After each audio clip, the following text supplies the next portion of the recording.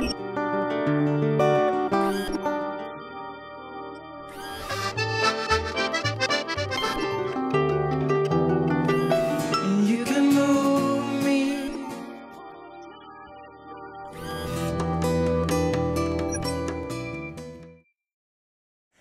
me now is a man who's worked as a film festival director, a film industry consultant and a classical music critic. James Mullighan, welcome to XpoNorth Live. Thanks for having me. Now, you're on several panels today. I'm doing one today and one tomorrow. So what's your role within XpoNorth this year then? Well, I'm a friend of the festival. When it was Go North, I came and really enjoyed it. That must have been 4 years ago now. And I've kept an eye on it and made contact with the director, Amanda, earlier this year, saying that I'd be interested in coming and seeing what it had grown into. Clearly a lot bigger than it was, even with just following it by its newsletters. And Amanda found a job for me to do, which is to moderate a couple of discussions. The one today is for people who are interested in understanding how commissioning works in television. So we've got some Meet the Network commissioners, which is presented by Screen Scotland, I believe. And then tomorrow I'm in conversation with a chap called Arthur Carey, who's a documentary filmmaker who made a show people who are watching might have seen on BBC Two called American Justice. And we're going to take that show and sort of break it open as a bit of a case study on how to get stuff like that made. So both of those sessions, less film, which is more my thing, more TV, but of interest to people who love TV, but of people who want to make it as well. Well, it's interesting as well that the line between film and television is getting increasingly blurred. I mean, you've been a film festival director at Cork and at Edinburgh, and you must be aware of the discussion that they had at the Cannes Film Festival this year about whether or not downloaded movies like Netflix and Hulu, whether they should be allowed into film festivals, whether that was legitimate. Do you have a view on that? TV in Cannes twice in a way this year. Once they played the new series of Top of the Lake, Jane Campion's television series, but wanted to give it a cinematic presentation, and also the new series 3 of Twin Peaks. But of course what you're referring to is that Netflix had 2 films in competition, and there's a brouhaha with the French cinematic distributors saying, well, that's not on because these films are going straight to streaming, to TV after the film festival. They're not going to play in cinemas at all. That's against the spirit of the Cannes Film Festival. And much gnashing of teeth at Cannes Film Festival headquarters, who then came out with a ruling saying, well, this is it for this year. This can happen, but from next year there must be at least a limited theatrical run for us to consider a film being in competition in the festival. That of course doesn't work for Netflix. Netflix want to have the films so that people sign up to their platform and can have them instantly right now, please.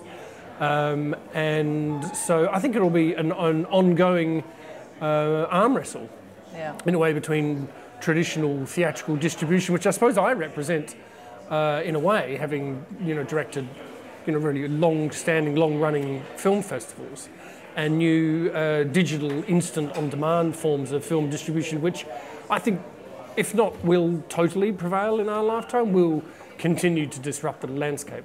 I mean, it does throw up, or it does rather highlight the kind of issues that film festival directors like yourself have to deal with. As film festivals move forward, they have to take on changing technology, changing audience tastes. And of course, it's a crowded market now compared to when something like the Edinburgh Festival started out 70 years ago. Now we have a film festival for every day of the year, and then some. Do you think that film festivals are going to have to change their mindset a little in order to accommodate? I think they should anyway. Yeah. The culture evolves and grows rapidly.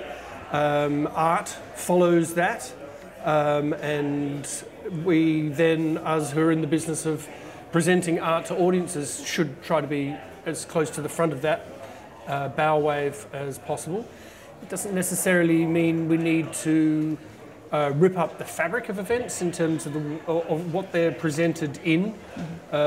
Cinemas are, very much still fit for most purposes, I think. I think virtual reality will play a less sidelined role, and that will disrupt the fabric of how festivals present themselves. I do think online will become online, straight to platforms, or in fact has already been online in another market, should start to influence directors of film festivals less and less. They should concentrate on their audiences. What will I fill Cinema 2 with and make a good show? Now, if that happens to have been, premiered 250 miles away to a completely different audience, so be it. But, there are some film festivals which are maybe self-bound by rules of online and premiere status, and I think it'll take a while to unpack that. I was mercifully free from that in Cork whatsoever. I didn't care. I played it if I thought there'd be a good audience for it. But lucky me, not brave me or anything like that, just lucky me that worked in that territory. Doesn't it sound like that's the fundamental truism and the fundamental point of a film festival, that audiences can see something that they might not get the opportunity to see, but above all something that's interesting, something that's ambitious, something that will entertain you, but also, get your synapses cracking. Exactly. The opportunity to see something on a big screen that probably isn't going to be on that big screen again. Really, that's the basic rule. I, whilst at Cork, played a couple of preview releases of big films. Probably the most successful event we had there 2 years ago was Danny Boyle's Steve Jobs, and of course that was out in cinemas the following Friday. But there was a reason to do so. It was an event because Apple has its headquarters in the suburbs of Cork, and so it was a very special movie for that city. So we'd always, and I would always, whatever I was doing, if I was putting on a film festival, I'm having a little bit of a rest this year, try to avoid just taking studio preview product and, as you said at the beginning of your question there, give audiences the opportunity to see something. Otherwise, they might have to scrabble around and find it on the internet and watch it on the laptop, and what a shame that is when cinemas have such lovely big screens and beautiful sound and that sort of collegiate sort of atmosphere. Well, James, I hope that you'll be joining us in the movie seats for years to come. Thanks very much. Thanks for having me.